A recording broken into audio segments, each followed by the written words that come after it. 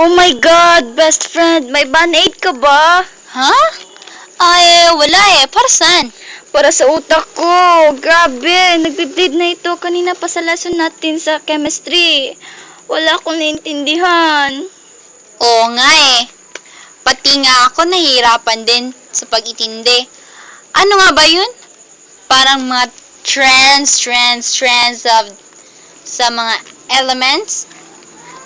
Chu. Di ko maintindihan eh. Paano na yan? Baka mag-surprise quiz yun bukas. Wala tayong naintindihan. Yeah. Kaya nga yun yung sinabi niya kanina, baka daw mag-quiz siya.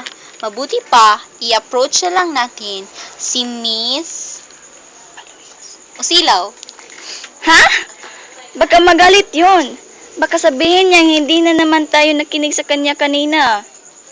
Okay lang yun. Kesa naman, makaitlog tayo bukas. Anong itlog?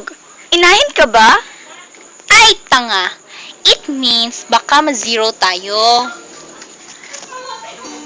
Loading talaga, best friend ko. As in, loading. Ay, oo nga no. Nakakahiya eh. Baka isipin ni Miss mga bobo tayo.